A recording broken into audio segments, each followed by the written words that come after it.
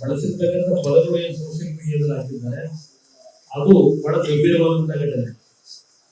ಆದ್ರೆ ಇದನ್ನ ಪ್ರಾರಂಭಿಕ ಹಂತದಲ್ಲೇ ಚಿರುಟಾಗಲಿಕ್ಕೆ ಅವಕಾಶ ಇದ್ದಂಥದ್ದು.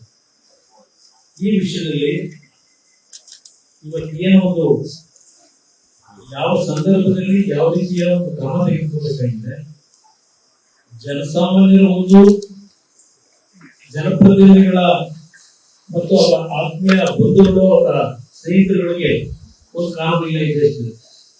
ಯಾವಾಗಲೂ ಬಾಬಾ ಸಾಹೇಬ್ ಅಂಬೇಡ್ಕರ್ ಅವರ ಸಂವಿಧಾನದ ಬಗ್ಗೆ ಚರ್ಚೆ ಮಾಡ್ತಕ್ಕಂಥ ಮಹಾನುಭಾವರು ಈ ರಾಜ್ಯದಲ್ಲಿ ಈಗ ಅಧಿಕಾರಕ್ಕೆ ಬಂದ ನಂತರ ಯಾವ ರೀತಿ ಆಡಳಿತ ಇದೆ ನನ್ನ ಪಕ್ಷದ ಬಗ್ಗೆ ಹೇಳಲ್ಲ.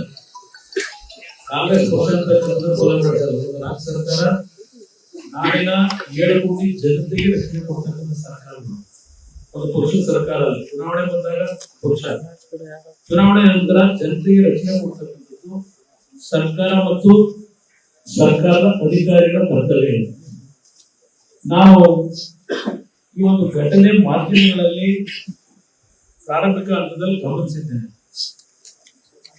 ನಾನು ನಮ್ಮ ಕೆಲವು ಪಕ್ಷದ ನಮ್ಮ ಕಾರ್ಯಕರ್ತರು ಕೇಳಿ ಏನಪ್ಪ ಅದು ಪತ್ರಿಕೆ ಬರ್ತಾ ಇರಲಿಲ್ಲ, ಏನಕ್ಕೆ ಕರೆಕ್ಟ್ ಬರಪ್ಪ ಇದೆ. ಆಗ ನನಗೆ ಏನಾಯ್ತು ಅಂತಕ್ಕಂಥ ಹೇಳಿದ್ರು. ನಂತರ ನಾನು ಅಧಿಕಾರಿಗಳಿಗೂ ಹೇಳಿದ್ರು ಇದನ್ನ ಯಾವ ರೀತಿ ಸರಿಪಡಿಸ್ಕೊಂಡು ಸ್ವಲ್ಪ ಸರಿಪಡಿಸ್ತೀವಿ. ಅಧಿಕಾರಿಗಳು ಹೇಳಿದ್ರು ಇಲ್ಲ ಏನೋ ಸಣ್ಣ ಪುಟ್ಟ ಒಂದು ಭಿನ್ನಾಭಿಪ್ರಾಯಗಳು ಘರ್ಷಣೆ ಏನಾಗಿದೆ ಅದನ್ನೆಲ್ಲ ಸರಿಪಡಿಸ್ತೀವಿ. ವಕೀಲರ ಮೇಲೆ ಆಗಿರ್ತಕ್ಕಂಥ ಏನೊಂದು FIR ಆಗಿದೆ ಅದನ್ನೆಲ್ಲ ರಿಪೋರ್ಟ್ ಹಾಕ್ತೀವಿ. ಅದೇನಂತ ಬಹಳ ರಿಪೋರ್ಟ್ ಸಿಗದೆ ಇರತಕ್ಕಂಥ ಒಂದು ಇದನ್ನಾಗಿನ ಸೆಕ್ಷನ್ಗಳು ಸರಿಪಡಿಸ್ಕೊಡ್ತೀವಿ ಅಂತಕ್ಕಂಥದ್ದು ಅಧಿಕಾರಿಗಳು ಹೇಳಿದ್ರು. ನೋಡಿ ಸಾಲ ಮಾಡ್ತೀವಿ. ನನ್ನ ಮಾಧ್ಯಮದ ಸ್ನೇಹಿತರಿಗೆ ಹೇಳ್ತೀನಿ, ಅಲ್ಲಿ ಕೂತವರು ಮಹಾನುಭಾವರು ಅಕ್ಕಪಕ್ಕರು ಅಂತ ಹೇಳ್ತಾರೆ. ಅಕ್ಕಪಕ್ಕರು ಅವರು ನಮ್ಮ ರಾಜ್ಯ ಕಡೆದವರು, ಅವ್ರ ಬಗ್ಗೆ ಅಕ್ಕಪಕ್ಕರು ಅಂತಕ್ಕಂಥ ಹೇಳಕ್ಕಾಗ್ತದೆ. ಆದ್ರೆ ಅಲ್ಲಿ ಕೂತ್ಕೊಂಡು ಪುರಾಣಕಾಲದಲ್ಲಿ ಮಾತಾಡ್ತಾ ಇದ್ದಾರೆ. ನಾನು ನಮ್ಮ ಕೆಲವು ಸ್ನೇಹಿತರುಗಳಿಗೆ ಫೋನಲ್ಲಿ ಹೇಳಿದ್ದೀನಿ, ಬೇಡ ಈಗ ನಾನು ಒಳ್ಳೆ ಮಾಡ್ಕೋಬಿಡಿ. ಏನೋ SP ಅವರು ಹೇಳ್ತಾ ಇದ್ದಾರೆ ಸಾಲ ಮಾಡ್ತೀನಿ ಅಂತ ಹೇಳಿ ಇದನ್ನು ಇಲ್ಲಿಗೆ ತಾವು ಕೈ ಬಿಡ್ತಕ್ಕಂಥದ್ದು ಒಳ್ಳೆಯದು ಅಂತಕ್ಕಂಥ ಸಲಹೆ ಕೊಟ್ಟಿದ್ದಾರೆ. ಈಗ ನಾನು ಬೆಳಗ್ಗೆ ಶುರು ಮಾಡಿದೆ.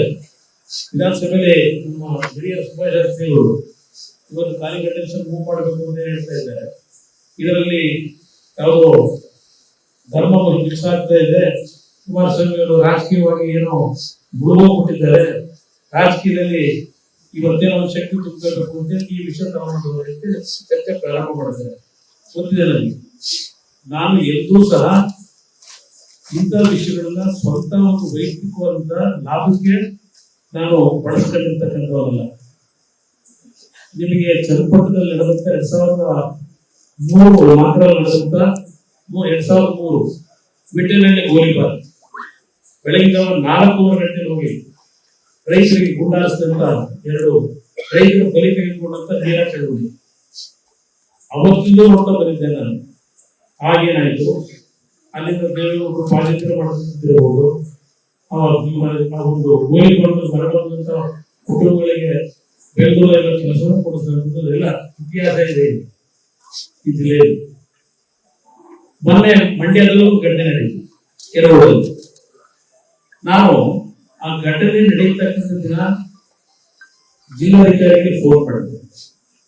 ಜಿಲ್ಲಾಧಿಕಾರಿಗಳು ಹೇಳಿದ್ರೆ ಯಾಕೆ ಇಷ್ಟು ಪೊಲೀಸ್ ಫೋರ್ಸ್ ನ ಕರ್ಕೊಂಡು ಬಂದಿದ್ದೀರಿ, ಇದರ ಅವಶ್ಯಕತೆ ಇಲ್ಲ. ಅವತ್ತು ಸಹ ಇದೇ ರೀತಿಯಲ್ಲಿ ಬೇರೆ ಬೇರೆ ಜಿಲ್ಲೆಗಳಿಂದ ಹೆಚ್ಚುವರಿ ತುಕಡಿಗಳನ್ನು ಕಳಿಸಿ ಬೆಳಗ್ಗಿಂದ ಸಾಯಂಕಾಲದವರು ಅಲ್ಲಿ ಪಾಪ ಕಾನ್ಸ್ಟೇಬಲ್ ಊಟ ಇರಲ್ಲ, ತಿಂಡಿ ಇರಲ್ಲ. ಅವ್ರು ಏನ್ ಜೀವನ ಅಂತಕ್ಕಂಥ ಸರ್ಕಾರ ನೋಡೋದು. ಇವತ್ತು ರಕ್ಷಣೆ ಹೆಸರಿನಲ್ಲಿ ಅವರು ಬಿದ್ದು ನಿಲ್ಲಿಸ್ತಾರೆ. ಇವರು ನೋಡ ತಪ್ಪಿಲ್ಲ. ಇನ್ನೊಂದು ಬಿಟ್ಟರು ಗೊತ್ತಿಲ್ಲ ಪಾಪ. ಈ ಆಶ್ಚರ್ಯ.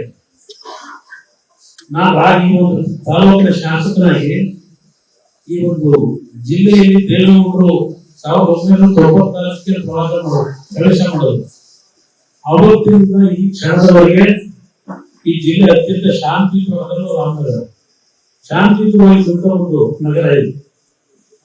1989 ಅವತ್ತು ವೀರೇಂದ್ರ ಪಾಟೀಲ್ ಅವರ ಸರ್ಕಾರ ತೆಗಿಬೇಕಾದ್ರೆ ಗ್ರಾಮೀಣ ಜನಪದ ಅವಳಿ ನಂಬಿಕೆ ಬೆಂಕಿಡಿಸುವುದು ಊರುಗಳಲ್ಲಿ ಅರಾಜಕತೆ ಉಂಟು ಮಾಡಿದಂತ ಘಟನೆ ಅವತ್ತು 1989 ಇದೇ ಕಾಂಗ್ರೆಸ್ ಮಹಾನಾಯಕರೇ ಮಾಡ್ಕೊಂಡಿದ್ರು. ಅವತ್ತಿನ ಘಟನೆ ವೀರೇಂದ್ರ ಪಾಟೀಲ್ ಅವರು ತೆಗಿಬೇಕು ಅಂತ.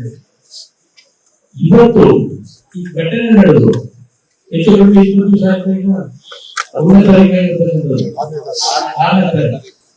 ಇಲ್ಲಿ ನಾವು ಗಮನಿಸಿದ ಅಂಶ ಯಾರು ರಫೀಕ್ ಎಂದು ಒಬ್ಬ 7ನೇ ತಾರೀಕು ಬೆಳಿಗ್ಗೆ ಸಾಯಂಕಾಲ ಹೋಗೋನೆ FIR ಆಗಿರೋದು 7ನೇ ತಾರೀಕು ಸಾಯಂಕಾಲ 8:30 FIR ಆಗಿರೋದು. ಪಾಪ ನಮ್ಮ ಹಲವಾರು ಪೊಲೀಸರು ಸೇರಿ ಗಲಾಟೆ ಆಗಿರ್ತಕ್ಕಂಥದ್ದು FIR ಕಾಪಿ ಇರ್ತಾನೆ. 6ನೇ ತಾರೀಕು ಮಧ್ಯಾಹ್ನ ಗಲಾಟೆ ಆಗಿದೆ. ಯಾರು 20 ಜನ ಪ್ರಗತಿಪರರು ರಾಮದಲ್ಲಿ ಉದ್ಧಾರ ಮಾಡೋರು, ರಾಮದಲ್ಲಿ ಉದ್ಧಾರ ಮಾಡೋ ಪ್ರಗತಿಪರರು ಪಾಪ ವಕೀಲರ ಸಂಘಕ್ಕೆ ಬಂದ್ರಂತೆ. ವಕೀಲರ ಸಂಘಕ್ಕೆ ನಾವು ಪ್ರವೇಶ ಮಾಡೋದು, ಅಲ್ಲಿ ಸೆಕ್ರೆಟರಿ ಅವರು ಕೂತಿದ್ರು. ಸೆಕ್ರೆಟರಿ ಹೋಗಿ ಕೂತ್ಲೇ ಇದ್ರು. ಮನವಿ ಕೊಡ್ಬೇಕು ಬಂದಿದ್ದೇವೆ ಅಂತ ಹೇಳಿ ಮನವಿ ಕೊಡ್ಲಿಕ್ಕೆ ಬಂದ್ರು. ಅಷ್ಟೊಳಗೆ ಯಾರೋ ಒಂದು ಸ್ವಲ್ಪ ಜನ ಬಂದು ಒಳಗೆ ಯಾಕೆ ಸೇರಿಸಿದ್ರಿ ಅಂತ ಹೇಳಿ ಮೂಕಾಟ ಕನ್ನಡ ಶುರುವಾಯ್ತು. ವಯಸ್ಸಾಗಿರೋರಿಗೆ ಕಾಲಿಗೆ ಏಟಾಯ್ತು, ಕುಮಂಡಿಗೆ ಏಟಾಯ್ತು. ಎಷ್ಟು ಜನ ಹಾಸ್ಪಿಟಲ್ ಸೇರಿಸಿದ್ದಾರೆ? SP ಅವರಿಗೆ ಕೇಳಿದ್ರಿ ಎಷ್ಟು ಜನ ಆಸ್ಪತ್ರೆ ಸೇರಿ ಫಸ್ಟ್ ಏಡ್ ಕೊಟ್ಟಿದ್ದೀವಿ? ಎಷ್ಟು ಜನ ಆಸ್ಪತ್ರೆ ಸೇರಿಸಿದ್ರೆ? ಚಿಕಿತ್ಸೆ ಎಷ್ಟು ಜನ ಕೊಡ್ಸಿದ್ರಿ? ಇಲ್ಲಿ ಆಡಳಿತ ನೀವು ನಡೆಸ್ತಾ ಇದ್ರು, ಯಾವ ಶಾಸಕರು ಜಿಲ್ಲಾ ಮಂತ್ರಿ ನಡೆಸ್ತಾ ಇದ್ರು, ಅದು ಹೇಳ್ತಾರೆ. ಈಗ ಅವ್ರ ಕೈ ಕಡೆ ಕೆಲಸ ಮಾಡ್ತಿರೋ ಜನರ ರಕ್ಷಣೆ ಮಾಡಲಿಕ್ಕೆ ನಿಮಗಿದ್ರು. ಇಂಥ ಒಂದು ಕಟ್ಟಡಗಳನ್ನು ಕಟ್ಟಿಸಿರೋರು ನಿಮಗೆ ಸುಸಜ್ಜಿತವಾಗಿ ಕೆಲಸ ಮಾಡ್ಲಿಕ್ಕೆ ಇಂಥ ರೋಡ್ಗಳನ್ನು ಸೇರಿಸಿಕೊಂಡು ಇಲ್ಲಿ ಅವರೇನು ಕೆಲಸ ಮಾಡಿರ್ತಾರೆ. ನಾವಿಲ್ಲಿ ಒಂದು ಜಿಲ್ಲಾ ಕೇಂದ್ರ ಮಾಡಿರ್ತಾರೆ. ಸರಿ, ಜಿಲ್ಲಾ ಕೇಂದ್ರ ತಗೊಂಡು ಬೆಂಗಳೂರು ರಾಮನಗರ ಜಿಲ್ಲಾ ಕೇಂದ್ರ ಬೆಂಗಳೂರು ತಗೊಂಡು ಬ್ರ್ಯಾಂಡ್ ಬೆಂಗಳೂರು ಮಾಡ್ತಾರೆ. ಬ್ರ್ಯಾಂಡ್ ಮಾಡೋದು ಬ್ರ್ಯಾಂಡ್ ಬೆಂಗಳೂರು. ಇಲ್ಲಿ ಪ್ರಶ್ನೆ ನಮ್ಮ ಅಧಿಕಾರಿಗಳಿಗೆ ಕೇಳ್ತೀನಿ. 6ನೇ ತಾರೀಕು ಆದಂತ ಗಲಾಟೆ, 7ನೇ ತಾರೀಕು 8 ಗಂಟೆವರೆಗೆ ಯಾಕೆ ನೀವು FIR ಆಗಿಲ್ಲ?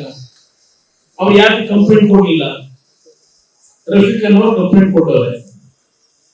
ಅಲ್ಲಿ ಹೋಗಿರೋ ಪ್ರಗತಿ ಕೊಡೋದು ದಲಿತರು ಅಂತೀರಿ. ದಲಿತರು ಪ್ರಗತಿ ಕೊಡೋದು ಹೋಗಿರೋದು ಅಂತ ಹೇಳ್ತೀವಿ. ಕಂಪ್ಲೇಂಟ್ ಕೊಡೋನು ಮುಸ್ಲಿಂ, ಶಾಸಕ ಮುಸ್ಲಿಂ.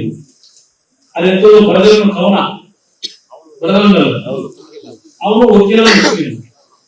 ನಾವೆಂದೂ ಸಹ ಯಾರು ಜಾತಿನಲ್ಲಿ ನನ್ನ ಜೀವನದಲ್ಲಿ ಎಂದೂ ನೋಡಿಲ್ಲ. ಆದ್ರೆ ಇವತ್ತು ನಡೀತಾ ಇದೆಯಲ್ಲ, ಇವತ್ತು ನಡೀತಾ ಇದೆಯಲ್ಲ, ಇದನ್ನ ರಾಮನಗರದಲ್ಲಿ ರಾಮನಗರ ಜನತೆ ಬಯಸಿಲ್ಲ.